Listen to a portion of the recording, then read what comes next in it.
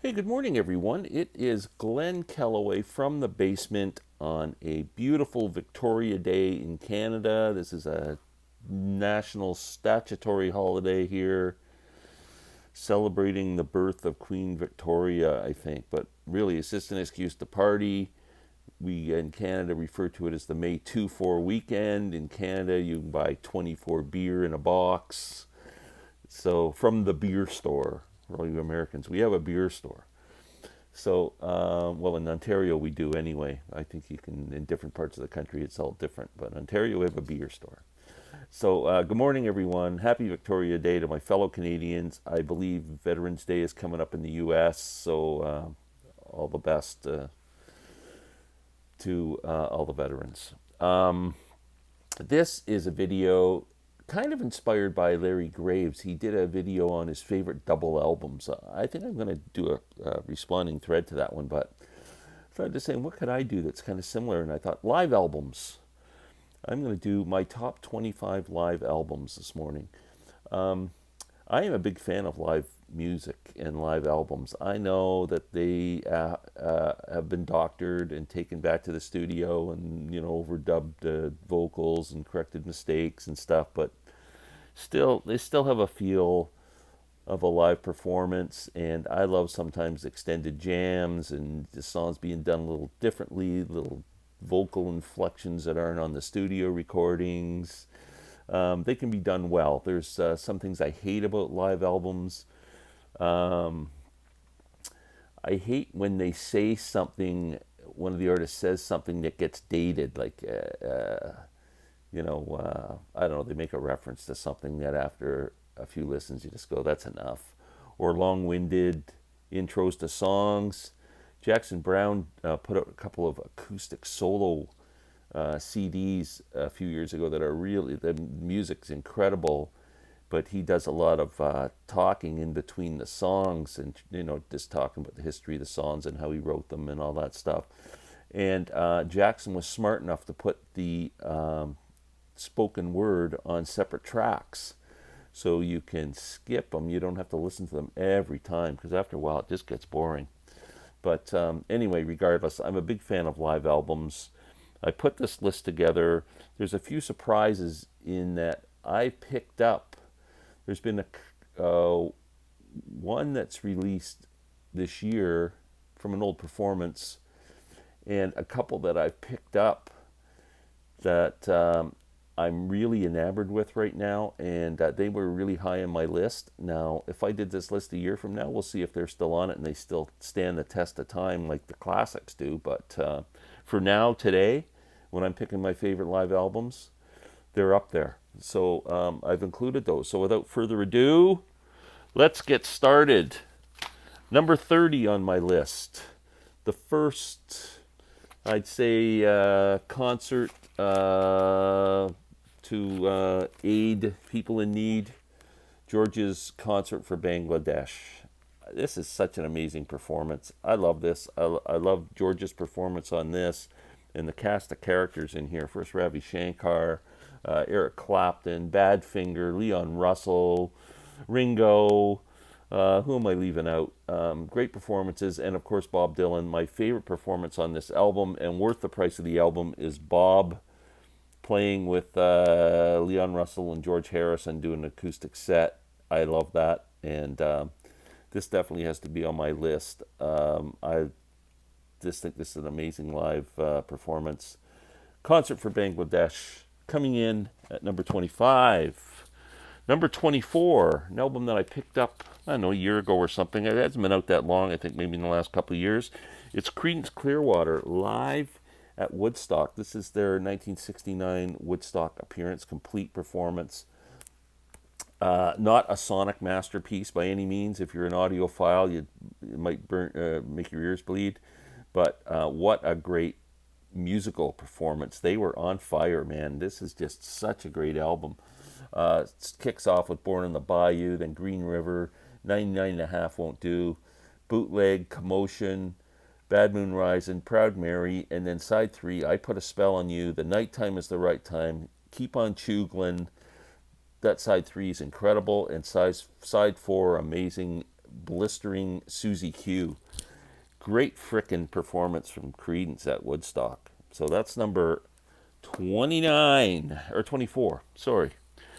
Number 23, Larry, you're going to be mad at me that I ranked this so low, but Grand Funk Live. I mean, I saw Grand Funk in 1969, open for what was supposed to be Sly and the Family Stone. They pulled a no-show, and Delaney and Bonnie were the headliners. Grand Funk, an unknown band at the time to me. I think the Red album was just coming out, and they were incredible. Wow, what a performance. I'll never forget it. It was so high energy and so good. I just became an instant fan. And when this Grand Funk Live album came out, I think everybody had it, and it just wore out a lot of needles on turntables. Incredible album. I understand why Larry ranks it as his favorite. So, Grand Funk Live at number 23. Number 22, band I just spoke of, Bonnie and Delaney and Friends, or Delaney and Bonnie and Friends, on tour with Eric Clapton. I first saw Delaney and Bonnie open for Blind Faith. Blew everybody away. Stole that whole evening as far as I'm concerned, even though Blind Faith was great and Taste with Rory Gallagher was great. Delaney and Bonnie just had everybody rocking. It was an amazing show. And then 2 weeks later, I saw them take over for Sly on the Grand Funk show. And then I saw them at Festival Express. I mean, just one of my favorite bands, Delaney and Bonnie and Friends on tour. Great album. A couple of years ago, this came out. It's Delaney and Bonnie and Friends on tour with Eric Clapton. It is a 4-disc set of complete performances from 4 of their shows in England, from Royal Albert Hall, Colston Hall, Fairfield Halls, to 2 shows at Fairfield Halls. This, again, is not a sonic masterpiece, but performance-wise, it's incredible. And it's got all the stuff that was not released on the original album. There's they do an opening jam with the band. I mean, Eric Clapton and all the guys from who eventually would be in Derek and the Dominoes. You know, I think Dave Mason, George Harrison makes an appearance. I mean, just incredible. They do covers like a "Gimme Some Lovin'" and "Only You Know and I Know." It's just that's an amazing set if you can find it. Really good. Okay, number 21. My friend Sam, just hot off his concert experience with Paul McCartney. Go and watch his channel where he reviews the concert. It was very cool. Sam's still buzzing from it. So how can you not be going to a McCartney show? But Wings Over America, incredible live album from 1976 tour. 3-album set. They sound great on this. Awesome album. The cool thing about this album now for record collectors is you can pick this album up really cheap. Like, this is like a $10, $15 album used. It's great, and there's lots of them around. So you know, that's awesome. We need more of that. Okay, Wings Over America. Now we're going to one of my favorite Roots artists, Lucinda Williams. This is Lucinda. So my CD's going to fall out here. Hold on a second. Some of these are on CD, some on vinyl. Lucinda Williams, live at the Fillmore. This is awesome. What a great set of songs. And what great performances. She had an incredible band back then. I'm trying to think of when this was recorded. It's 2003. Her guitarist back then, his name was Doug Pettibone. He was fantastic. I saw them live with Doug, and what a guitar player. And this thing really rips. There's some great acoustic stuff on here, some great rockin' stuff. Just an amazing album. I wish I could find this on vinyl. I had it an opportunity to pick it up years ago when it came out, and I saw it sitting on the shelf, and I didn't grab it. And it's an awesome live album from Lucinda, one of my favorite artists. Mr. Zappa. I wanted to do a Zappa live. There's so much good Zappa live stuff, but I went with Roxy and Elsewhere. These were performances from the Roxy in LA, I think over 3 nights, filmed for a concert movie as well. Incredible. So, Penguin in Bondage, Pygmy Twilight, Village of the Sun, Cheapness is on here, Son of Orange County. Great live album. Great band then with George Duke and Ruth Underwood, and fantastic. One of my favorite box sets of all time. Came out with the complete performances and rehearsal stuff and everything. The Roxy box. If you're into Zappa and you don't have this, I strongly recommend it. It's a fantastic set. And it's fairly cheap too. For 7 discs, you can get it for around 60, 70 bucks. That's pretty good value. And great performances on here. Awesome box set. So Mr. Zappa comes in at number 19. Number 18, 10 Years After, Undead. Man, what a great blues album this is. Live blues from 10 Years After. Recorded in 1968. Well, it was released in 68. I'm assuming it was recorded the same year. It was recorded at Kluck's Clocks Railway Hotel in West Hampstead, London. Doesn't say the date, but I'm assuming 68. Fantastic blues album. They do Rock Your Mama. They do a great cover of Spoonful on here. I may be wrong, but I won't be wrong always. Summertime. Of course, I'm Going Home. Fantastic. 10 Years After. Alvin Lee. Here's one that just came out and it made my list. I'm just loving this. I got slammed by somebody on my video that I did on this Stones Live at Elmo combo. Somebody said, you should be, you can only listen to this on vinyl. You're listening to inferior product. But sometimes you can only afford the CD. People need to understand. It'd be nice to buy a $150 box set, but $30 CD, if I ever see the box set on sale, I'll buy it. Elmo Combo Live, great performances. I mean, 1977 Stones, anything from the Stones live, from Get Your Yeah-Yeahs Out. That whole Mick Taylor period live was frigging incredible. And Ron Wood, too, who's on this. When he first joined the band in 75, I think, would have been their first tour and onward. I mean, Ronnie he just did a great job with them and still does to this day. But this rocks. It just rocks. It's unbelievable. Great performances. So it had to make my list at number 17.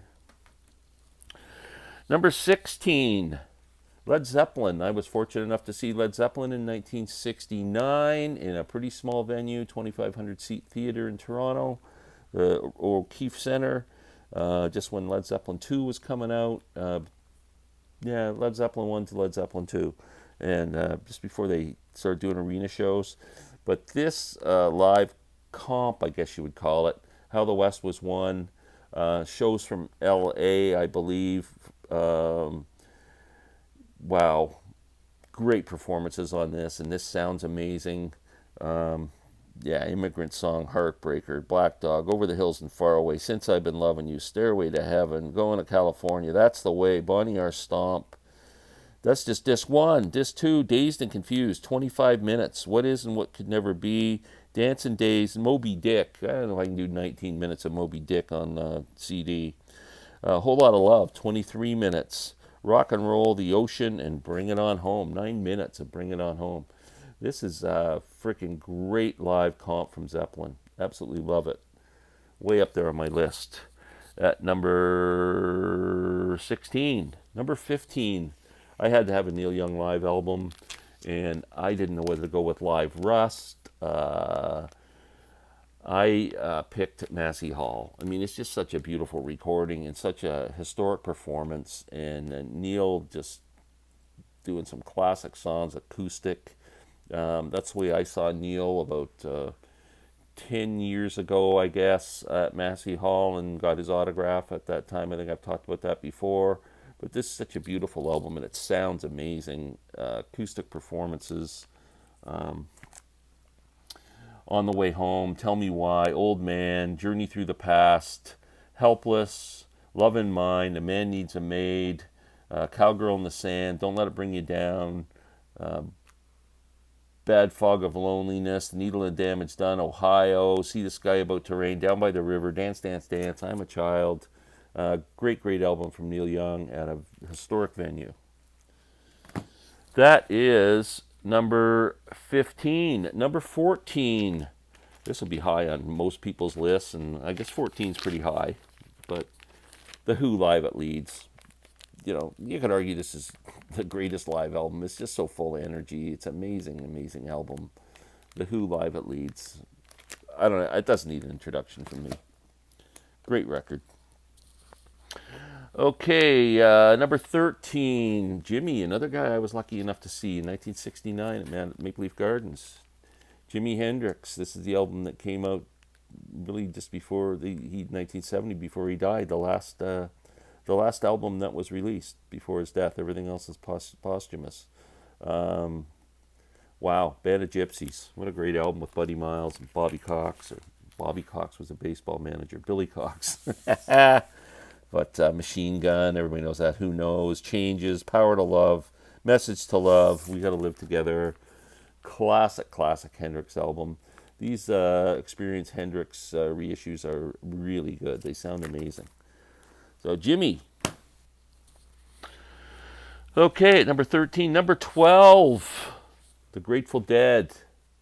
Europe 72. I don't think the Dead ever sounded better than 72. This is definitely an example of an album that was taken back to the studio and doctored up a bit with redone vocals and things. But what a fantastic live album. Dead in 72 to me were just at the top of their game. And this is an amazing live album. There's so many Dead live albums. I could have done a list of just 25 Dead albums and it would have been my top 25. I got this one as well. This is the Dead. Why doesn't it tell me? This is from the 72 tour. Oh no, it's not. I pulled the wrong album set out. I'm sorry. I have a live album. I pulled out the of their studio albums, the box set. I have a box set of I think it's the Lyceum Theater in 1972 or something, 4-album set. Fantastic from that tour. But Europe 72, awesome. Number 11. I don't know how this isn't in my top 10, but it just missed it. Get Your Yeah-Yeahs Out. The Stones' greatest live album as far as I'm concerned. This will never be topped. Just a fantastic record from the 69 tour, of course, which culminated in the Altamont performance, which our good friend Norman Maslov attended. Get Your Yeah-Yeahs Out. Great live album from the Stones. Of course, the Gimme Shelter movie and all that stuff. So now we're into the top 10. No live album conversation should ever take place without mentioning Woodstock. I don't have the original Woodstock album, but I do have this box set, 10 CD set that it has 3 songs from each of the acts that played over the 3 days. So it's a pretty comprehensive set. Fantastic box set on CD. I should get the albums one day, but I just if I'm into a Woodstock mood, I listen to this. So I'm not sure I would ever get played other than just to have it as part of my collection. So Woodstock definitely is a must-have anybody's live collection. Number 9. This got me back into King Crimson. I was a fan and one of my favorite bands, but once this came out and I bought this, King Crimson live in Toronto, I believe this came out on vinyl too in a very limited quantity, and it sells for huge dollars, but fantastic. Once I got this and listened to it, I went, wow, this new edition of King Crimson that's on tour is so good. I've seen them twice with this lineup, and there are so many live albums they've released in the past. I think this is 2015. Yeah, so between now and they just released another one earlier this year. So in the last 7 years, they've released probably at least a half a dozen live albums from this lineup, and all of them are incredible. So King Crimson Live in Toronto, fantastic album. Big fan, one of my top 5 bands of all time. This was my number 1 live album for 100 years. No one could knock it off its perch, but it's fallen down a little bit for me because there's just so much great live music out there to listen to. But you can't argue with this album. The Allman Brothers, live at the Fillmore. I mean, geez, Fillmore East. This put the Allmans on the map. So what else can you say? This is essential for anyone's collection. Duane Allman just smoking it. The whole band. I mean, you just listen to the first song, Statesboro Blues, and right then you're going, wow, this is incredible. The Allman Brothers, live at the Fillmore. Could have been number 1. Okay, this is something that came out earlier this year. I've seen this gentleman in concert probably a dozen times. And this particular time, I first saw Bruce Springsteen in 1980, the River Tour. In 79, he did the No Nukes show, which is a legendary show, and they finally released the complete performances this year. This album is fantastic, full of energy. Bruce and the E Street Band at the top of their game. I mean, I absolutely love this album. I am putting it at number 7. I mean, just an incredible set. All my favorites are on here. Jungle Lynn and Rosalita and Thunder Road and Born to Run and the Detroit medley. And just an incredible, powerful set from Bruce and the E Street Band. About time they released that. Absolutely highly recommend it. Again, if you're an audiophile, you might not appreciate it, but if you just love music, that's good. Okay, number 6, a guy that I have just grown to absolutely admire and love his music so much over the past couple of years, Steve Hackett. These live albums that he's making with the touring Genesis stuff and that are just unbelievably good. This is the Selling England by the Pound and Spectral Mornings live at Hammersmith. 4 album set. Just so good. Steve Hackett is an amazing guitar player. I am just absolutely love these albums so much. I've got a couple of the recent live ones, but I highly recommend these if you're a Genesis fan. His playing is just incredible on these albums, and that is my number 6. My number 5, another album that's just a classic that is probably number 1 on a lot of lists. Humble Pie, Rockin' the Fillmore. One band I never got to see live that I really wished I had if I had many opportunities. Humble Pie, Rockin' the Fillmore, incredible live album with 4-Day Creep, I'm Ready, Stone Cold Fever, I Walk on Gilded Splinters, the Dr. John song, Rolling Stone, Hallelujah, I Love Her So, my favorite singer, Ray Charles, and I Don't Need No Doctor. What a great rockin' album that is. Again, if anybody picked that for number 1, who would argue? Okay, I am going with another one I just got recently. It's from a live show in 2000. If anybody's watching my channel, you know I'm obsessed with David Bowie right now, and I picked up this Bowie Glastonbury 2000 CD set, and I cannot stop listening to it. It's incredible. I love every song. I love the performances. Outstanding tracks is the first cut is Wild as the Wind. It's absolutely beautiful. Life on Mars, he does an incredible version. He does a great version of Let's Dance. He starts it off really slow, like a ballad, and then Let's Dance, and it comes in. Oh, it's fantastic. I absolutely love this album. I want to get this on vinyl. It's way up there right now with me. So I've got it at number 4. I believe, yes, number 4. Top 3. How can this not be anybody's top, maybe again, greatest live album of all time, kind of a comp, I guess. The band, The Last Waltz, epic. Again, our friend Mazzy was at this show too. That guy, man, he gets around. The band, The Last Waltz. What can you say? Incredible.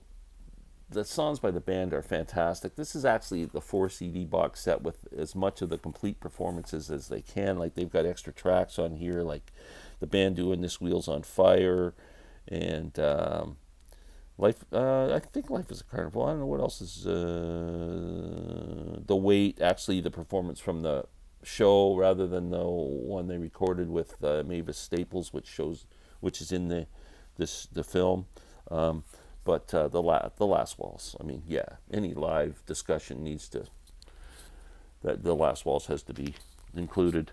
Number 2.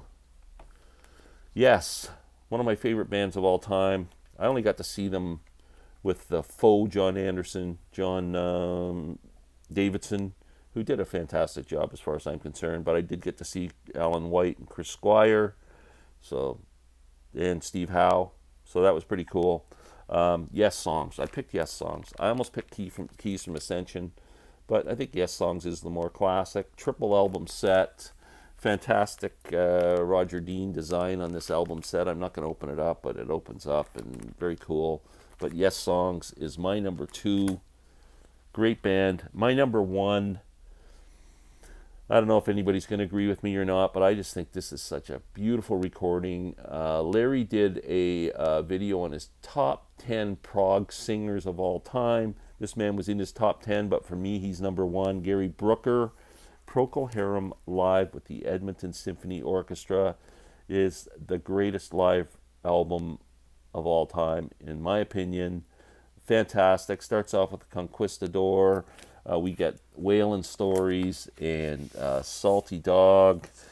And at the last song is the epic, I think the greatest prog song ever written, In Held 'Twas in I just absolutely love that song, and they do such an incredible job with the orchestra on this. The beautiful recording, too. Great album, Procol Harum Live. That's my number 1. So that's it. That's my rankings for live albums. I hope you enjoyed it. This video is now 27 minutes long, so I'm going to say goodbye. Everyone have a great day. Peace out. I appreciate you all. Please subscribe. Take care.